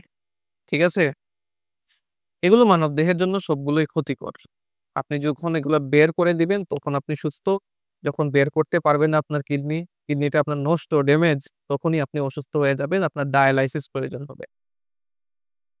তাহলে বৃক্কের কাজ কি? আমি একটু ভেঙে আবারও বলি ১ম অবস্থা থেকে। আপনার নেফ্রন, কিডনির ভেতরের নেফ্রন জটিল প্রক্রিয়ার মাধ্যমে ক্রমাগত মূত্র উৎপন্ন করে। আমরা বুঝলাম এতটুকু যে উৎপন্ন যে মূত্র তা ওই যে কালেক্টিং টিউবুল বা সংগ্রাহী নালিকার মাধ্যমে কোথায় যায়? বৃক্কের পেলভিসে পৌঁছায়। পেলভিস থেকে আল্টিমেটলি আমাদের কোথায় যায়? ইউরেটার, যেটা একটা ফানেল অংশে, ফানেল আকৃতির অংশ। ওই ফানেল দিয়ে বেয়ে ইউরেটার হয়ে কোথায় চলে আসে? মূত্রথলিতে। আপনার যখন ইচ্ছা হইলো এখন মূত্রথলিটা ভর্তি, আপনি আটকায় রাখতে পারছেন। যখন আপনার ইচ্ছা হইলো আপনি ওয়াশরুমে যাবেন, বাইরে থেকে আসে কাজে গেছেন, খেলতে গেছেন, পড়তে গেছেন। আপনি আসলেন, আসার পরে আপনার মূত্র ত্যাগের ইচ্ছা হইলো, আপনি তখন কি করলেন? ইউরেথ্রা বা মূত্রনালী, ওই মূত্রনালীর মাধ্যমে আপনার যে পুরুষাঙ্গ আছে, মহিলাদের মূত্রনালী ছোট থাকে, পুরুষদের মূত্রনালী লম্বা থাকে, তার পুরুষাঙ্গের মাধ্যমে বের হয়ে ওইগুলো আসে। তো এভাবে কিডনি কি করে? মানবদেহ থেকে ক্ষতিকর নাইট্রোজেন জাতীয় পদার্থ অপসারণ করে। তো আমরা বুঝলাম বৃক্ক ক্ষতিকর। এই কথা বলতে, বলতে আমি শেষ। এখন আছে হচ্ছে বিভিন্ন লবণ, আগে বলছিলাম। সোডিয়াম, পটাশিয়াম, ক্লোরাইড ইত্যাদির মাত্রা কিছু বের করে দেয়, কিছু আবার ভিতরে নেয়। সোডিয়াম যদি আপনার শরীরে বেশি জমা হয় তখন আপনার শরীর ফুলবে। এই কারণে দেখবেন যে কিছু মানুষ আছে যারা লবণ কমে যায়, তাদের ক্ষেত্রে লবণ খাওয়ানো হয়। যাদের শরীরে লবণ জমা হয় তাদের আবার পানি বের করার ওষুধ খাওয়ানো হয়। যেগুলো ফ্লুরাক নামে বাজারে পাওয়া যায়। আপনাদের দাদি, খালা, নানি এদের ক্ষেত্রে দেখবেন। আবার হচ্ছে রক্তচাপ নিয়ন্ত্রণ করতেও কিডনির ভূমিকা নাই। যারা কিডনি রোগী, প্রত্যেক কিডনি রোগীকেই জিজ্ঞেস করবেন তাদের উচ্চ রক্তচাপ মানে হাই প্রেশার হয়ে গেছে। পানি, অম্ল এবং ক্ষারের ভারসাম্য রক্ষা করে। কিভাবে করে? আমরা সামনে আলোচনা করব। যাদের অনেক বেশি ইচ্ছা তারা একাদশ দ্বাদশ শ্রেণীর জীববিজ্ঞানের এই রেচন পদার্থটা আবার দেখতে পারেন। এখন শুনেন, অসমোরেগুলেশন মানে কি? অসমোরেগুলেশন মানে হচ্ছে অসমোটিক মানে কি? অসমোটিক সিস্টেম মানে হচ্ছে আপনার শরীরে যে রক্তের যে ঘনত্ব আছে, ওই রক্তের ঘনত্ব ওইটা কিসের মাধ্যমে নিয়ন্ত্রিত হয়? ওইটা পানি এবং লবণের যে ভারসাম্য, অন্যান্য যে মিশ্রিত যে পদার্থগুলো আছে ওই ভারসাম্যর মাধ্যমেই ওই অসমোরেগুলেশনটা নিয়ন্ত্রিত হয়। তাইলে আপনার শরীরের রক্ত, পানি কে ফিল্টার করে, কে ছাঁকে? রেচন প্রক্রিয়ার মাধ্যমে আপনার কিডনি ছাঁকে। তাহলে অসমোরেগুলেশনের সর্বোচ্চ ভূমিকা কার? অবশ্যই আপনার কিডনির। এখন দেখেন, আপনারা যারা অভিস্রবণ পড়েছেন আপনাদের ষষ্ঠ অধ্যায়ে, এইরকম একটা হচ্ছে পাত্র ছিল। ওই পাত্রর হচ্ছে একটা বৈষম্য বিরোধী না আসলে আন্দোলনের অংশ না, বৈষম্য ভেদ্য একটা পর্দা। ওই পর্দার একপাশে হচ্ছে আপনার যদি দ্রবণ রাখা হয়, ঠিক আছে? দ্রবণ রাখা হয় বৈষম্য ভেদ্য পর্দা মানে কি? অর্থাৎ এটা দিয়ে হচ্ছে আপনার পানি এই পাশ থেকে ওই পাশে চলে আসবে। তাহলে করব কি? এইখান থেকে পানি আপনার যখন এই পাশে চলে আসবে, দ্রবণ, ঠিক আছে? দ্রবক আর দ্রবর যে মিশ্রণ এটাকে বলা হয় দ্রবণ। তাহলে হচ্ছে এই পাশ থেকে এই পাশে চলে আসবে। এই কোন চাপের কারণে আসে? এটা হচ্ছে অভিস্রবণ চাপের কারণে। এটা আমরা পরবর্তীতে বিস্তারিত পড়ব। তো এটা কেন হয় অভিস্রবণ চাপ? আপনার ওই যে আবারও বলছিলাম যে আপনার পানি আছে এবং শরীরে লবণ আছে, তার ঘনত্ব পরিমাণ এমনভাবে নিয়ন্ত্রিত হয় যাতে সামগ্রিকভাবে দেহের অভ্যন্তরে অভিস্রবণ চাপ প্রায় অপরিবর্তিত থাকে। এই যে প্রক্রিয়া, এই প্রক্রিয়ার নামই হচ্ছে অসমোরেগুলেশন বা পানি সাম্য। এই অসমোরেগুলেশন, তাহলে পানির সাম্যতা থাকা লাগবে। সাম্যতা না থাকলে আপনার শরীর মরুভূমি হয়ে যাবে, আপনার শরীরে বন্যা বয়ে যাবে। যখন বন্যা বয়ে যায় তখন আপনার চোখ মুখ ফুলবে, ঠিক আছে? এটাকে বলবো এরেমা। আর যখন আপনার শরীরে মরুভূমি হয়ে যাবে তখন আপনাকে বলবো ডিহাইড্রেশন, আপনার শরীরে পানি ধরে রাখতে পারে না। তাহলে মূত্রের মাধ্যমে আমাদের সবচেয়ে বেশি পানি দেহ থেকে বের হয়ে যায়। এখানে আমাদের নিয়ন্ত্রণ করে হচ্ছে প্রধানত বৃক্ক, এবং বৃক্ক নেফ্রনের মাধ্যমে আবার শোষণ করে, কিছু বের করে দেয় এবং কিছু শোষণ করে। গ্লোমেরুলাসে আমাদের রেচন, বজ্র, পানি এবং অন্যান্য তরল পদার্থ পরিস্রুত হয়। অবশ্যই বৃক্ক যখন অকার্যকর হয়ে যায় তখন পানি জমে, এটা আমরা জানি। চোখ মুখ ফুলে যায়, এটার ছবি দেখছি। আবার বলছি যে প্রতিটা কিডনি রোগীরই উচ্চ রক্তচাপ থাকে। এটা আপনি জিজ্ঞেস করবেন, কিডনি রোগীর অভাব নাই সামনে। প্রতিটা ডায়াবেটিস রোগী 20 বছর 30 বছরের ব্যবধানে কিডনি রোগী হয়ে যায়, এবং যারাই কিডনি রোগী হয় তাদেরই হাইপারটেনশন, তাহলে হাইপারটেনশনের রোগী হয়ে যায়। তাহলে ডায়াবেটিস, প্রেসার, কিডনি রোগ সবকিছু একসাথে হয়ে যেতে পারে, একটা থেকে আরেকটা। এগুলো আসলে অসমোরেগুলেশন জনিত ত্রুটির লক্ষণ। তো এই যে আমরা দেখলাম ফোলা রোগ, হাত পা ফুলছে, মানুষজন বলে কি জানেন? গ্রামে মানুষজন বলে যে স্বাস্থ্য বাড়ছে। স্বাস্থ্য বাড়ছে বইলে হচ্ছে তারা চিকিৎসা নেয় না। বাহ! সুন্দর তো, ওজন বাড়তেছে, স্বাস্থ্য বাড়তেছে, চিকিৎসা কেন নিব? আরে ভাই আপনার কিডনি নষ্ট হয়ে গেছে। তো কিডনি নষ্ট হয়ে গেছে, আপনি কি করতেছেন? না স্বাস্থ্য বাড়তেছে, ওজন বাড়তেছে, আপনি চিকিৎসা নিব না, এটাই ভালো। অনেকে এরকমও করে। তো এইটা হচ্ছে আমাদের ওই যে আবারও এফারেন্ট ডিফারেন্ট আর্টারিওল দেখেন কিছু হচ্ছে তীর দিয়ে এরকম বাইরে বের করে দিছে, কিছু হচ্ছে আবার ভিতরে ঢুকতেছে, বাইরে বাইর হয়ে ভেতরে ঢুকে। এইগুলাই হচ্ছে মূলত আমাদের এক্সক্রিশন মানে অ্যাবজর্পশন এবং এক্সক্রিশন। তো ইউরিয়া জাতীয় যে পদার্থগুলো আছে তা ধমনির মাধ্যমে রক্তে প্রবেশ করে কোথায়? এফারেন্ট ডিফারেন্ট আর্টারিওলে। রক্ত থেকে ইউরিয়া, পানি এবং পরবর্তীতে খনিজ লবণ, গ্লুকোজ বৃক্কনালিকায় প্রবেশ করে। কিছু আবার হচ্ছে রক্তে প্রত্যাবর্তন করে। ওই নালিকা থেকে রক্তে আবার প্রয়োজনীয় পানির আবার কিছু প্রত্যাবর্তন হয়। এগুলা প্রত্যেকটা বুঝছেন? এগুলা যথেষ্ট জটিল। এইখানে আমি তা বর্ণনা করব না। এগুলার জন্য পরবর্তীতে আমরা ইনশাআল্লাহ আবারও আলোচনা করা হবে আপনাদের পরবর্তী ক্লাসগুলাতে। যখন ইউরিয়া মুক্ত হয়ে গেল তখন আল্টিমেটলি দেখেন কালেক্টিং টিউবুল দিয়ে সবকিছু বের হয়ে যাবে। তাহলে বাকি যে রক্ত থাকার পর যেটা বাকি থাকলো ওইটা হচ্ছে আপনার যে ইফারেন্ট আর্টারিওল, এটা হচ্ছে আপনার ইফারেন্ট আর্টারিওল দিয়ে রেনাল ভেইন বা রক্ত শিরা, রেনাল শিরায় এটা আবার চলে যাবে। রেনাল শিরা থেকে এটা আপনার সম্পূর্ণ শরীরে আবার ছড়িয়ে পড়বে। বৃক্কনালিকা থেকে রক্তে প্রয়োজনীয় উপাদানের সর্বশেষ শোষণ ও নিঃসরণ। আল্টিমেটলি আপনার বৃক্কের যে সংগ্রাহী নালিকা থেকে মূল নালিকায় গমন। এই বাংলাগুলা খুবই কঠিন, এগুলা খাতায় লিখবেন ইনশাল্লাহ দেখবেন মুখস্থ হয়ে যাবে একবার বুঝলে। বৃক্কে পাথর, বৃক্কের রোগের কারণে, নানা রকম রোগের কারণে যখন স্বাভাবিক কাজে বিঘ্ন ঘটে তখন কিডনির প্রদাহ, প্রদাহ মানে কি? দাহ, দাহ মানে হচ্ছে আগুন জ্বালা। কিডনির ভেতরে আগুন জ্বলবে, আগুন জ্বলা প্রদাহ মানে আসলে ওই রকম না। আপনার যখন অসুখ হয় ওইটাকে হচ্ছে বলি আমরা প্রদাহ। প্রদাহ হলে দেখবেন যে আপনার যখন স্কিনে প্রদাহ হবে, চামড়াতে প্রদাহ হবে, তখন মুখে হচ্ছে জ্বালা পোড়া করে, মনে হয় যে আগুন লেগে গেছে। ওই আগুন লাগা থেকে বাংলায় তারা করছে কি সরাসরি প্রদাহ এই শব্দটা ব্যবহার করে। তো কিডনির অসুখ মানে প্রদাহ, প্রস্রাবের সমস্যা, পাথর হওয়া এর মধ্যে উল্লেখযোগ্য। যখনই স্বাভাবিক থেকে অস্বাভাবিকে চলে যাবে তখনই এইসব ঝামেলা দেখা দিবে। তাহলে কিডনি রোগের লক্ষণ কি? শরীর ফুলবে, অবশ্যই শরীর ফুলবে। প্রস্রাব দিয়ে অতিরিক্ত প্রোটিন যায়। কিভাবে বুঝবেন?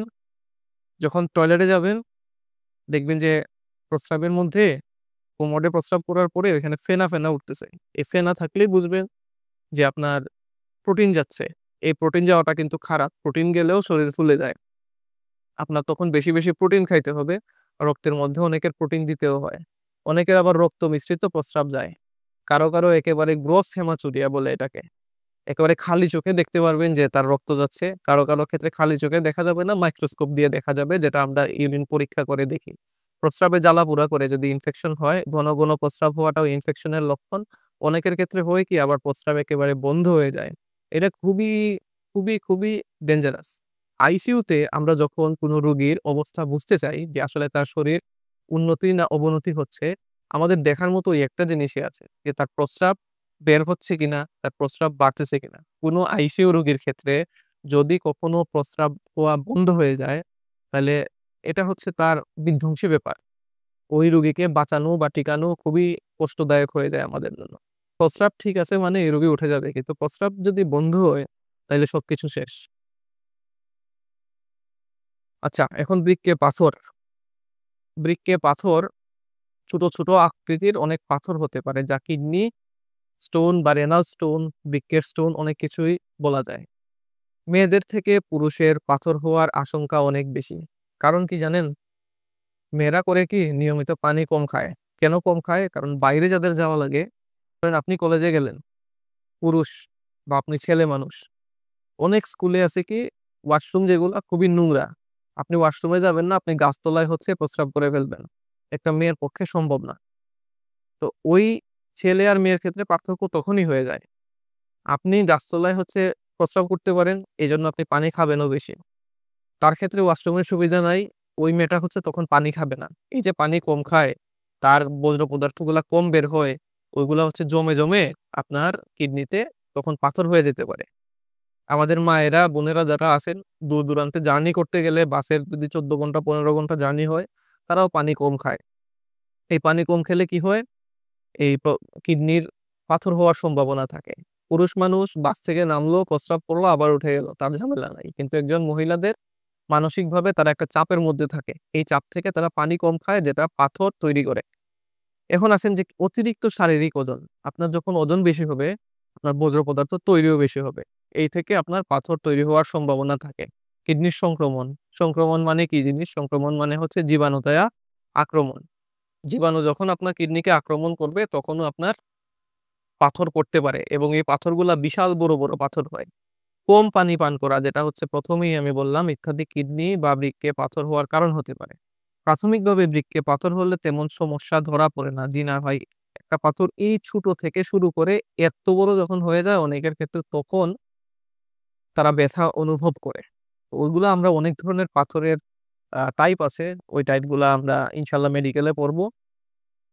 এখন যখন বৃক্কে পাথর হয় তখন আপনারা বুঝবেন না, যখন সে ইউরেটারে চলে আসবে, ওই যে পেলভিস হয়ে যখন ইউরেটারে চলে আসবে, আমি এখানে দেখাই, এটা হচ্ছে কিডনি, এটা হচ্ছে পেলভিস থেকে ইউরেটার বের হয়েছে, ঠিক আছে? এখানে যখন পাথরটা আছে আপনি কিছুই বুঝবেন না, যেই মাত্র এখানে আসবে সেই মাত্র হচ্ছে আপনার খবর হয়ে যাবে, আপনার ব্যথায় আপনি অস্থির হয়ে তাড়াতাড়ি ডাক্তারের কাছে দৌড়াবেন। তাহলে প্রস্রাব যখন নালীতে আসে, পাথর পাথর যখন প্রস্রাবের নালীতে আসে এবং প্রস্রাবে বাধা দেয়, তখনই হচ্ছে আপনার বিশাল সমস্যা, বিশাল ব্যথা হয়। এই ব্যথাটা কি ধরনের? এই ব্যথাটা হঠাৎ করে শুরু হবে, অনেকের প্রস্রাবের সাথে রক্ত বের হয়, কোমরের দিকে ব্যথা হয়, অনেকে আবার ফার্মেসি থেকে করে কি ব্যথার ওষুধ খাইয়া খেয়া ৩ দিন ৪ দিন বইসা থাকে, এর মধ্যে তার কিন্তু কাম সারা সব। অনেক সময় কাঁপুনি দিয়ে জ্বর চলে আসে। এই যে জ্বর যখন আসবে তখন একজন মানুষ ডাক্তার দেখায়, রক্ত বাইর হইলে ওইটা তো মাইক্রোস্কোপ দিয়ে দেখা লাগে, ওই রক্তটা অত বেশি দেখা যায় না, কিন্তু ব্যথা হইলে এই ফার্মেসিদের থেকে ওষুধ খেয়ে তারা হচ্ছে এটারে দিন দিন আরো ভোগান্তিটা বাড়ায়। এই পাথরের চিকিৎসা নির্ভর করে পাথরের আকার এবং অবস্থানের উপরে। সাধারণত অধিক পানি গ্রহণ এবং ঔষধ সেবনে পাথর বের করা যায়। যদি আপনার শুনেন 0.5 সেন্টিমিটারের নিচে হয় পাথরের আকার, তাহলে আপনি পানি খাইলে এবং ওটা বের হয়ে যেতে পারে। কিন্তু এর থেকে বেশি হইলে আপনার পানি এবং ঔষধে কাজ হয় না, আপনার তখন অপারেশন করতে হয়। ইউরেটেরোস্কোপ মানে ইউরেটার, প্রস্রাবের আপনার যে মূত্র নালী আছে ওই নালীর ভিতর দিয়ে লম্বা নল ঢুকাবে। এটা কি ধরনের নল? এগুলা আপনার হচ্ছে বাজারের পাইপ না, এগুলা খুবই দামি ক্যামেরা থাকে, ওইসব ক্যামেরা দিয়ে দেখে দেখে ওইখানে হচ্ছে নল ঢুকাইয়ে ওইটাকে ভেঙে দেওয়া হয়। কিভাবে? আল্ট্রাসনিক ভাবে। লিথো মানে কি? লিথো মানে হচ্ছে পাথর। এই জন্য এটাকে বলা হয় পাথর ভাঙা, পাথর ভাঙার আরেক নাম এই জন্য হচ্ছে লিথোট্রিপসি। যদি বড় হয়ে যায় তাইলে আল্ট্রাসোনিক দিয়ে ওইটা হচ্ছে ভাঙবে না, বা ওষুধ খেয়েও ভাঙবে না। তখন আপনার কি করতে হয়? আপনার পেটে অপারেশন করা লাগে, বৃক্কে অস্ত্রোপচার করে, কিডনিতে অস্ত্রোপচার বা অপারেশন করে আপনার পাথরটা বের করে নিয়ে আসা লাগবে। এখন ধরেন যে আপনার কোনো কারণে, বা যে মানুষগুলো আছে কিডনি রোগী তাদের পুরাপুরি কিডনি বিকল হয়ে গেল। কি কারণে হইতে পারে? নেফ্রাইটিস। নেফ্রাইটিস কিডনির এক ধরনের অসুখ, যেটাতে আবার ছোট বাচ্চাদেরও নেফ্রাইটিস হতে পারে। কি কারণে হয়? জীবাণুর আক্রমণ থেকে হয়। গলায় আপনার কোনো কারণে বা চামড়ার মধ্যে ছোট বাচ্চার ইনফেকশন হয়েছে, ওইটা থেকেও নেফ্রাইটিস হতে পারে। তাহলে চামড়ার অসুখ, গলার অসুখ, আপনার কি কি সমস্যা? কিডনি নষ্ট হয়ে গেছে। এর থেকে খারাপ কিছু আসলে ঘটা মানে হইতে পারে না একটা ছোট বাচ্চার জীবনে। ডায়াবেটিস, অবশ্যই ডায়াবেটিসের কারণে গ্লুকোজ জমে জমে মানে চিনি জমে জমে আপনার কিডনি নষ্ট হয়ে যাবে। উচ্চ রক্তচাপ খুবই খারাপ। উচ্চ রক্তচাপ থেকেও কিডনি নষ্ট হয়। আবার উল্টাভাবে বলা যায়, নষ্ট কিডনি থেকেও উচ্চ রক্তচাপ হয়। কিডনিতে পাথর ইত্যাদির কারণে কিডনি ধীরে ধীরে বিকল হয়ে যায়। হঠাৎ কিডনি বিকল বা অকেজো হয়ে কিছু কারণগুলো হলো ঔষধের পার্শ্ব প্রতিক্রিয়া, মারাত্মক ডায়রিয়া, এখানে ঔষধের প্রতিক্রিয়া। যেমন আপনি যদি কোনো কারণে অতিরিক্ত ব্যথার ওষুধ খান, আপনার ডোজের থেকে অতিরিক্ত ব্যথার ওষুধ আপনি যদি আপনি গ্রহণ করেন, তাহলে আপনার হঠাৎ করে হবে কি, আমরা যে এফারেন্ট আর্টেরিওল গুলো দেখছিলাম, এফারেন্ট আর্টেরিওল গুলো দিয়ে রক্ত, সরি আমি এটা দেই, এফারেন্ট আর্টারিল দিয়ে রক্ত বুমেস ক্যাপসুলে প্রবেশ করে এখন কেউ যদি হঠাৎ করে অনেক বেশি ডোজের ব্যথার ওষুধ খায়, তাহলে এখানে যে এফারেন্ট আর্টারিওল আছে, এই এফারেন্ট আর্টারিওলটা সম্পূর্ণ বন্ধ হয়ে যাবে। তো আপনার যদি সম্পূর্ণ কিডনি জুড়ে এই এফারেন্ট আর্টারিওলগুলা বন্ধ হয়ে যায়, এখানে রক্ত ফিল্টার হওয়ার আর কোনো সুযোগ পাবে না। তখন আপনার হঠাৎ করে আকস্মিক কিডনি বিকল হতে পারে, যাকে আমরা অ্যাকিউট কিডনি ইনজুরি বলে থাকি। এই অ্যাকিউট কিডনি ইনজুরি এতটাই খারাপ যে মানুষজন হুট করে মারা যেতে পারে। কারো যদি মারাত্মক ডায়রিয়া হয় এবং ডায়রিয়ার কারণে এবং রক্তক্ষরণের কারণে আপনার ব্লাড ভেসেলে বা রক্তনালীতে রক্তের পরিমাণ কমে গেছে, পানির পরিমাণ কমে গেছে, তখনও কিন্তু কিডনিকে সচল করে রাখার মতো আপনার প্রয়োজনীয় পানি বা রক্ত থাকবে না। তখনও অ্যাকিউট কিডনি ইনজুরি বা একেআই সংক্ষেপে বলা হয়, তা হতে পারে। এখন কারো যদি হঠাৎ করে কিডনি বিকল হয়, তখন কি হবে? প্রস্রাবের পরিমাণ কমে যাবে। আমি আগের স্লাইডগুলোতে বলেছিলাম যে আইসিইউ রোগীর ক্ষেত্রে আমরা কি দেখি?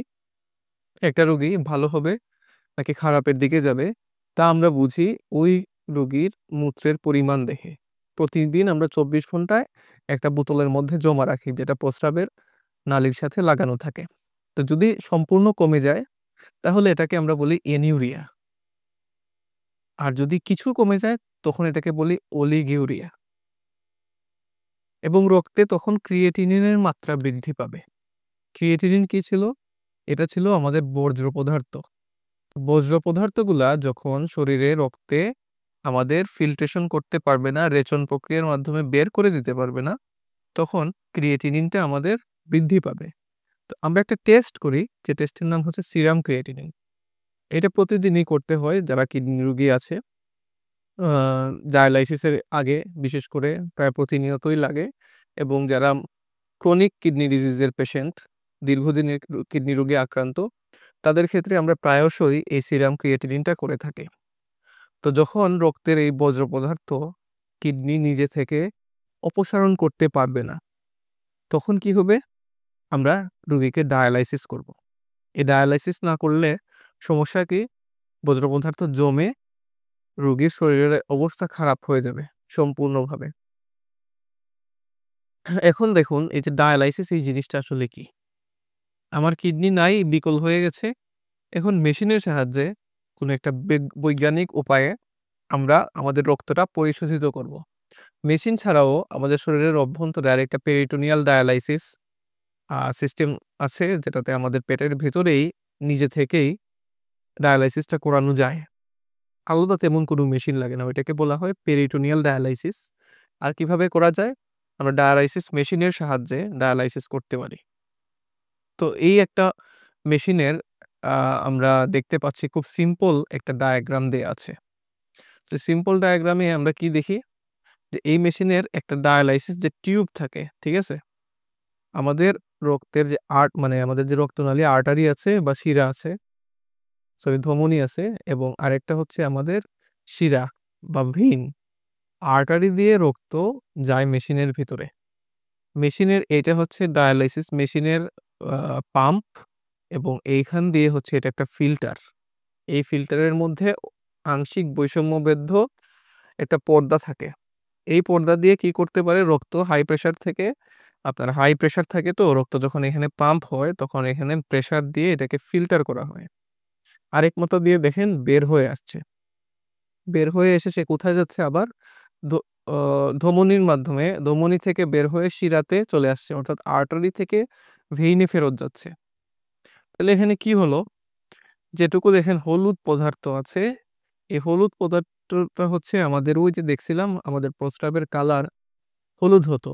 বিভিন্ন রঞ্জক পদার্থ ছিল, ইউরোক্রোম ছিল। তো এখানে ইউরিয়া সমৃদ্ধ অন্যান্য বর্জ্য পদার্থগুলা এখানে জমা হবে। এবং ডায়ালাইসিস ফ্লুইডের কাজ কি?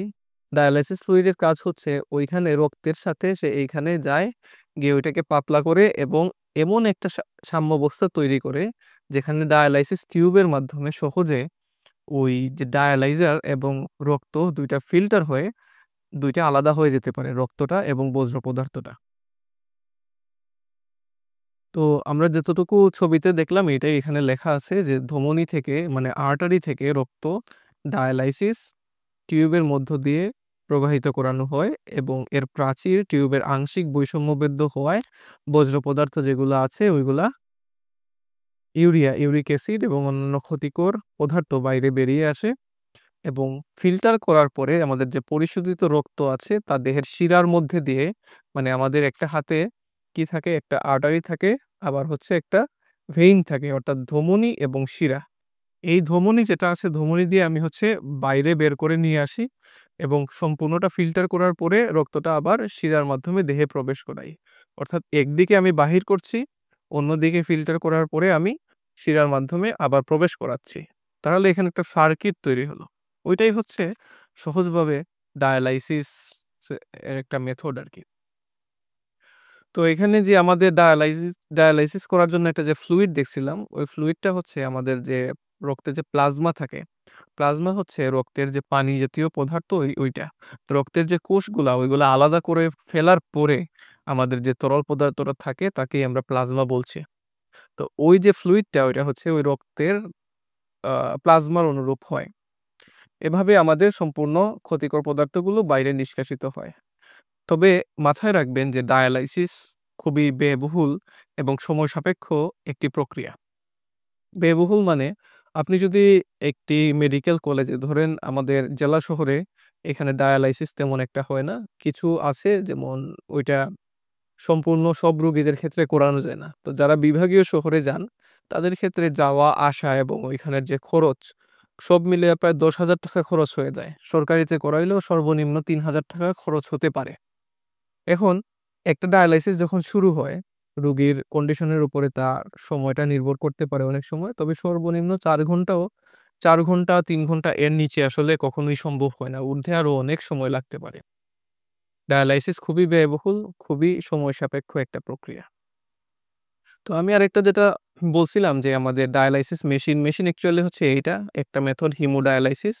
আরেকটা মেথড হচ্ছে যে আমাদের একদিকে এখানে ফ্লুইড দিব, এখানের মধ্যে সে অটোমেটিক ফিল্ট্রেশন হয়ে যাবে। তো এই মেশিনটা আমাদের যে পেটের ভিতরের যে গহ্বর, আমাদের অ্যাবডোমিনাল ক্যাভিটি বলি এটাকে, এই ক্যাভিটির মধ্যেই সে ডায়ালাইসিস হয়। ওইটাকে আমরা বলবো পেরিটোনিয়াল ডায়ালাইসিস।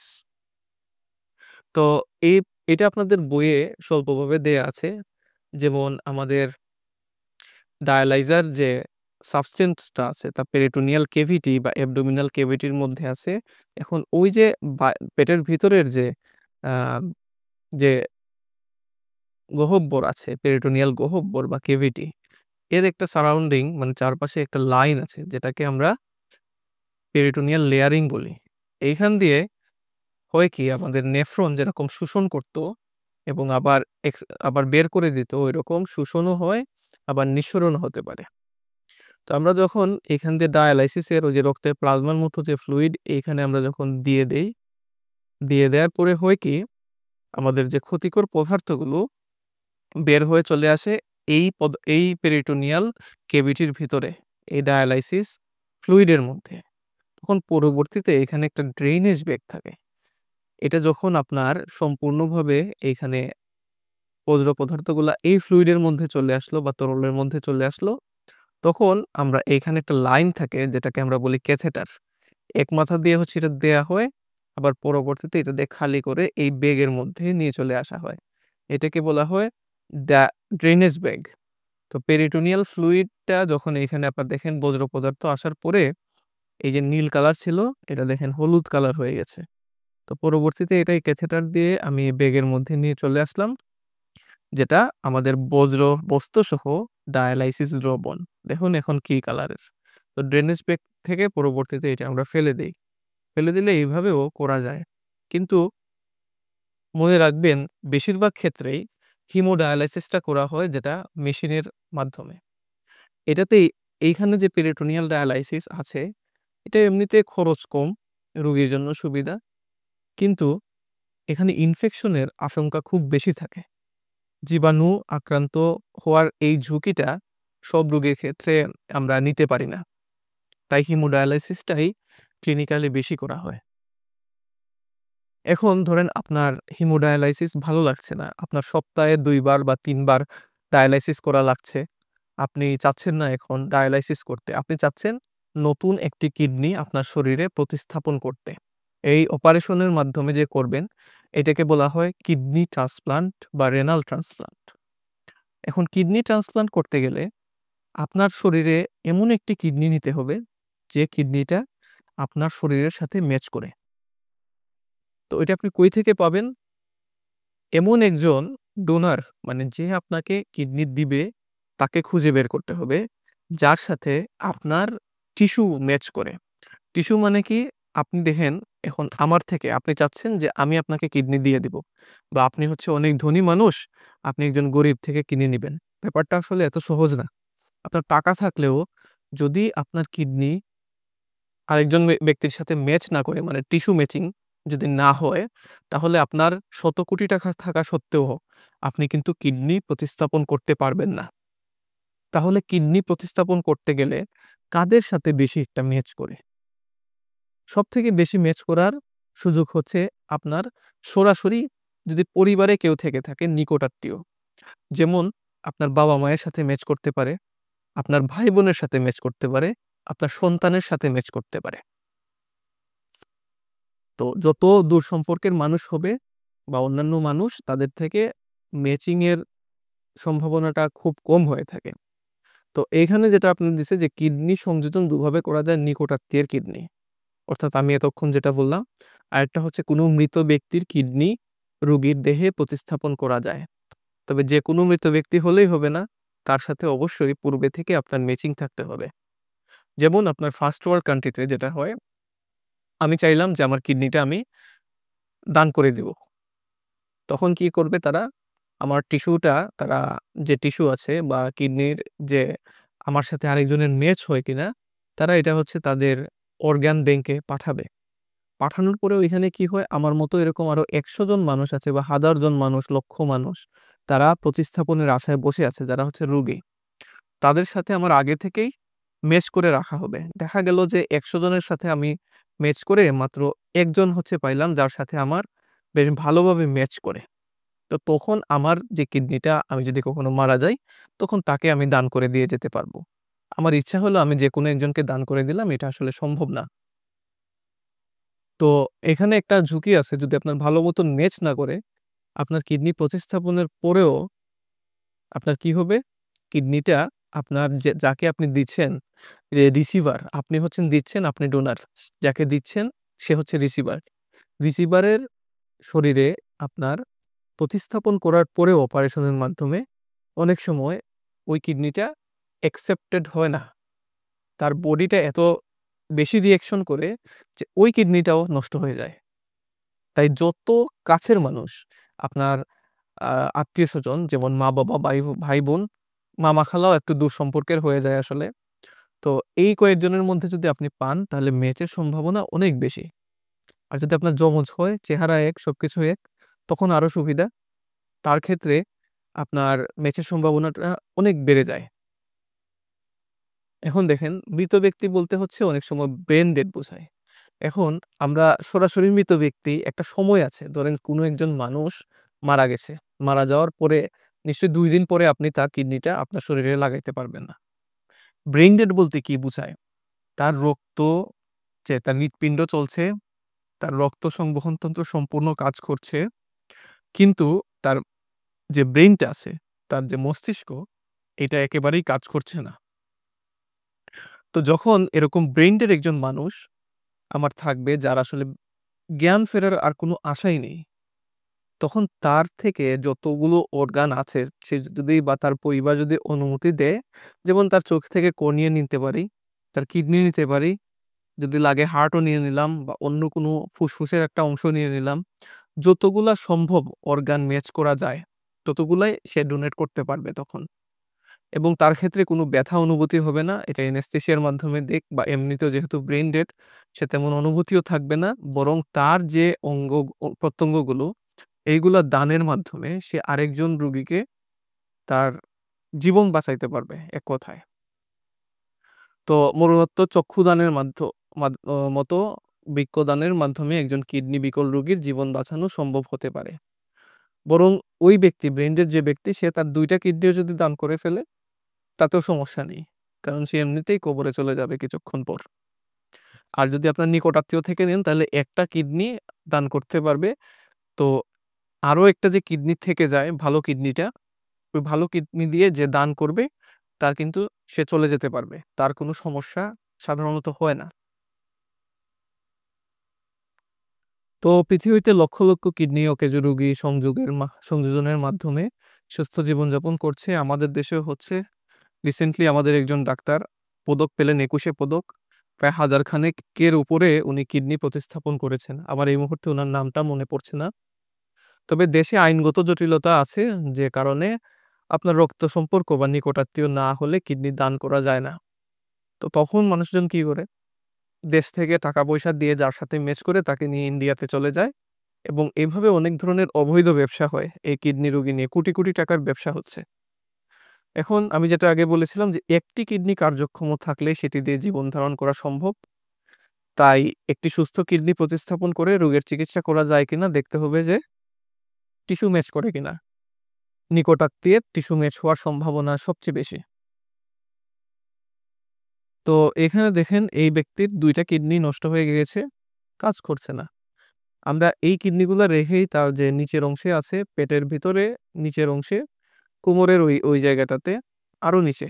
এখানে ওই কিডনিটা দেখেন এখানে যে ধমনী এবং শিরা এগুলোর সাথে সংযোগ প্রদান করে দেয়া হয়েছে এবং একটি ইউরেটার মূত্রনালীতে আবার সংযোগ প্রদান করা হয়েছে। তাহলে ধমনী দিয়ে হচ্ছে এখানে রক্ত গেল, শিরা দিয়ে আবার ফিরে আসলো। আর যেটা ফিল্ট্রেশন ওইটা হচ্ছে ইউরেটার দিয়ে আপনার ইউরিনারি ব্লাডার বা মূত্রথলিতে চলে আসলো। আর বাকি যে ২ টা থাকে ওইটা কাটা হয় না, ওইটা ওইভাবেই রেখে দেয়া হয়। কোনো ধরনের ঝামেলায় আসলে যাওয়া হয় না। তো এই একটা কিডনি দিয়ে মানুষজন মোটামুটি ট্রান্সপ্লান্টের মাধ্যমে সে স্বাভাবিক জীবনযাপন করতে পারে। এখন আপনার মূত্রনালীর বিভিন্ন রোগ আছে। আপনি যদি পানি কম খান এবং অস্বাস্থ্যকর জীবনযাপন করেন এবং বিভিন্ন যৌনবাহিত রোগ আছে, ওগুলা যদি আপনি নিয়মকানুন মেনে না চলেন তাহলে আপনার মূত্রনালীর সংক্রমণ হবে। প্রচণ্ড জ্বালাপোড়া করে। আপনারা এখানে এই ভিডিওটা যারা দেখবেন, কারোর জীবনে একবার যদি মূত্রনালীতে ইনফেকশন হয়, যাকে বলা হয় ইউরিনারি ট্র্যাক্ট ইনফেকশন, সে এই দুঃসহ স্মৃতি কখনোই ভুলবেন না। প্রচণ্ড জ্বালাপোড়া। প্রস্রাব করতে গেলে মনে হয় যে প্রস্রাবের যে নালীটা আছে তা একেবারে জ্বলে পুড়ে যাচ্ছে। এখন ডাক্তারের পরামর্শ নিবেন, চিকিৎসা গ্রহণ করবেন, আরোগ্য লাভ করবেন। সোজা কথা। একসময় ধারণা করা হতো যে আমাদের দিনে ৮ গ্লাস পানি পান করা উচিত, মানে প্রায় ২ লিটার পানি। এখন দেখা গেছে যে ব্যক্তিভেদে, আবহাওয়াভেদে, লিঙ্গভেদে, শরীরের আকার হিসাবে একজন মানুষ ধরেন আপনি সারাদিন ঘরে বসে থাকেন, আপনি ৮ গ্লাস খাবেন, আরেকজন বাইরে রোদের মধ্যে কাজ করে সেও ৮ গ্লাস খাবে। একজন কর্মঠ ব্যক্তি, এটা তো হতে পারে না। আপনি ৮ গ্লাস খেলে তার ১৬ গ্লাস পানি খাওয়া উচিত। তো এগুলা ডিপেন্ড করে। ভিন্ন, ভিন্ন ক্ষেত্র বিশেষে পানির পরিমাণটা বাড়বে বা কমবে। প্রয়োজনের অতিরিক্ত পানি পান করা ঠিক নয়। এটা নিয়েও অনেক ধরনের রোগ আছে। যেমন যারা ব্রেইনে হচ্ছে অনেকের সমস্যা থাকে। তারা দিনে অনেকে প্রায় ২০ লিটার পানি খেয়ে ফেলে। তো তাদের ক্ষেত্রে বিভিন্ন ধরনের রক্তে ধরেন যে আপনার লবণের মাত্রাটা অনেক সময় চেঞ্জ হয়ে যায়। সোডিয়ামের পরিমাণ কমে যেতে পারে। তখন এদের আবার কি হয়? মস্তিষ্কে যে মস্তিষ্কের আকার আছে ওই আকারটা বড় হয়ে যায়। তখন তাদের বিভিন্ন নিউরোলজিক্যাল প্রবলেম দেখা দেয়, স্নায়বিক রোগ দেখা দেয়। তো অতিরিক্ত পানিটাও আসলে খাবেন না। তবে অতিরিক্ত পানি বলতে এখানে ৫ লিটার পানি খাওয়াও না, আরো অনেক বেশি। প্রায় ১৫ থেকে ২০ লিটারের কথা এখানে বলা হয়েছে। পিপাসা পেলে শুধুমাত্র পানি পান করবেন, না পেলেও করবেন। কারণ অনেক সময় গরমে পিপাসা আপনার সবসময় পাবে না। ডিহাইড্রেশন হয়, যেটা অনেক সময় ছোট বাচ্চা যারা আছে বিশেষ করে বা বয়স্করা তারা বুঝতে পারে না। নিয়ম করে তাদের ক্ষেত্রে পানি খাওয়া উচিত। অনেকে আবার কোনো কারণ ছাড়া স্যালাইন পান করে থাকেন। ডায়রিয়া বা বমি হওয়া ছাড়া গরমে ঘেমে গেলে। এখন স্যালাইনে কি থাকে? স্যালাইনে থাকে আপনার অনেক ধরনের লবণ। এই লবণ আপনার যখন অতিরিক্ত গ্রহণ করবেন, তখন কি করবেন? অতিরিক্ত খাবার স্যালাইন আপনার হচ্ছে বিপদ ডেকে আনবে। জাস্ট আপনাকে একটা কথা বলি, আপনি যদি একটা ছোট বাচ্চাকে ৩-৪ প্যাকেট স্যালাইন খাওয়ান, কোনো কারণ ছাড়া বা ডায়রিয়া রোগীর ক্ষেত্রে আপনি নিয়ম মানা ছাড়া ঘন করে স্যালাইন খাওয়ান, ওই বাচ্চা সারা জীবনের জন্য পঙ্গু হয়ে যাবে। তার মানে এটা বিশাল ভয়ঙ্কর একটা ব্যাপার। পোন্টাইন ডিমাইলিনেশন সিনড্রোম নামে একটা রোগ আছে, যেটাতে 4 হাত পা অচল হয়ে যায় শুধুমাত্র এই স্যালাইন অতিরিক্ত বা অনিয়ম করে খাওয়ানোর ফলে। তাই যাদের ডায়রিয়া বা বমিও থাকবে তাদের ক্ষেত্রেও চিকিৎসকের পরামর্শ মোতাবেক সঠিক পরিমাণে স্যালাইন দিতে হবে। আমরা অনেক ধরনের রোগী পাই যারা যাদের হচ্ছে শরীরে দুর্বল লাগলেই তারা চায় কি তাদেরকে স্যালাইন দেওয়া হোক। কিভাবে? মুখে না। তারা চায় রক্তে স্যালাইন দিতে। এটাকে তারা বলে শক্তির স্যালাইন। তো যখনই এরকম মাত্রাতিরিক্ত স্যালাইন দেয় তখনই হয় কি তাদের শরীর খারাপ করে। প্রয়োজনের আপনার ধরেন রক্তনালীর ভিতরে আপনি যখন 2 লিটার স্যালাইন প্রয়োজনের থেকে অতিরিক্ত দিবেন, তখন এটা আপনার হার্টের উপরে চাপ পড়বে। হৃৎপিণ্ড আপনার অতিরিক্ত কাজ করবে। অনেক সময় দেখা যায় এর কারণে আপনার হৃৎপিণ্ডে সমস্যা হতে পারে, যেটা খুবই ভয়ঙ্কর। তাই আপনারা চিকিৎসকের পরামর্শের বাইরে কখনোই যাবেন না। আর এমনিতে সাধারণ ক্লান্তি বা ঘামের ক্ষেত্রে লেবুর রস এবং লবণ মিশ্রিত শরবত যথেষ্ট। অনেকে গ্লুকোজ খান, ওইগুলোও আপনি খেতে পারেন। তবে মাথায় রাখবেন ডায়াবেটিস রোগী আবার অতিরিক্ত চিনি এগুলা খাবেন না। মূত্রনালীর সুস্থ রাখার উপায়। আমি একটু আগে বলছিলাম কি যে সামান্য টনসিল, মুখের গলার সমস্যা বা চামড়ার সমস্যা খুসপাচড়া থেকে বাচ্চাদের কিডনি নষ্ট হয়ে যেতে পারে, যেটাকে সংক্ষেপে আপনাদের বইয়ে বলা হয়েছে পিএসজিএন, পোস্ট স্ট্রেপ্টোকক্কাল গ্লোমেরুলোনেফ্রাইটিস। এটা থেকে কিডনি নষ্ট হওয়ার ঝুঁকি অনেক বেড়ে যায়। তাই সাবধান বাচ্চাদের ক্ষেত্রে। আপনারা যারা শিক্ষিত আছেন 9-10 এ যারা পড়ছেন তারা যখন দেখবেন একজন বাচ্চার এরকম দেখা দিয়েছে, তখন তারা যাতে অবশ্যই একজন চিকিৎসকের পরামর্শ নিয়ে এমনিতে বাসায় বসে রাখবেন। কারণ এমনিতে স্বাভাবিক বাচ্চা খালি চুলকাবে শরীর, কিন্তু এ থেকে যদি কারো কিডনি নষ্ট হয়ে যায়, চোখ মুখ ফুলে যায়, এটা আসলে খুবই দুঃখজনক। ডায়াবেটিস এবং উচ্চ রক্তচাপ অবশ্যই নিয়ন্ত্রণে রাখবেন। ডায়রিয়া ও রক্তক্ষরণ ইত্যাদির দ্রুত চিকিৎসা করতে হবে, ধূমপান ত্যাগ করতে হবে এবং অতিরিক্ত ব্যথা নিরাময়ের ওষুধ যথাসম্ভব পরিহার করতে হবে। যেটা আমি কি বলেছিলাম? অ্যাকিউট কিডনি ইনজুরি, হঠাৎ করে কিডনি বিকল হয়ে যাবে। পরিমাণ মতো পানি পান করবেন এবং সবচেয়ে বড় কথা নিয়ম মেনে জীবনযাপন করতে হবে, যেটা আসলে কেউই মানে না। আচ্ছা, এখানে অনুশীলনীতে আমাদের কিছু প্রশ্ন আছে। আপনারা দেখবেন যে এই প্রশ্নগুলো আপনারা পারেন কিনা। আমি সম্পূর্ণ চ্যাপ্টার পড়িয়ে দিয়েছি এবং রচনামূলক প্রশ্নগুলো এটা ছাড়াও আপনাদের অনুশীলনীর বাইরে বিভিন্ন পরীক্ষার প্রশ্নপত্র আছে। ওইসব প্রশ্ন আপনারা সলভ করবেন এসএসসিতে ভালো রেজাল্ট পাওয়ার জন্য। এবং অবশ্যই আমি আপনাদেরকে যখন এই চ্যাপ্টারটি পড়িয়েছি বিভিন্ন রোগ, অসুখ-বিসুখ এগুলা সম্পর্কে বিস্তারিত বলেছি। ছবিগুলো ভালোমতো বুঝিয়ে দিয়েছি যাতে আপনাদের কনসেপ্টটা সম্পূর্ণভাবে ক্লিয়ার হয়। আপনারা যদি কনসেপ্ট ক্লিয়ার করে পড়েন, আপনাদের দেখবেন যে এখানে পড়াশোনার ক্ষেত্রে মুখস্থর ভূমিকা আপনাদের অনেক কমে যাবে। ইনশাআল্লাহ আমার সাথে থাকবেন। আমি আশফাক কাশেম প্রান্ত, একজন এমবিবিএস ডক্টর। আপনাদের সাথে ইনশাআল্লাহ দেখা হবে। আসসালামু আলাইকুম।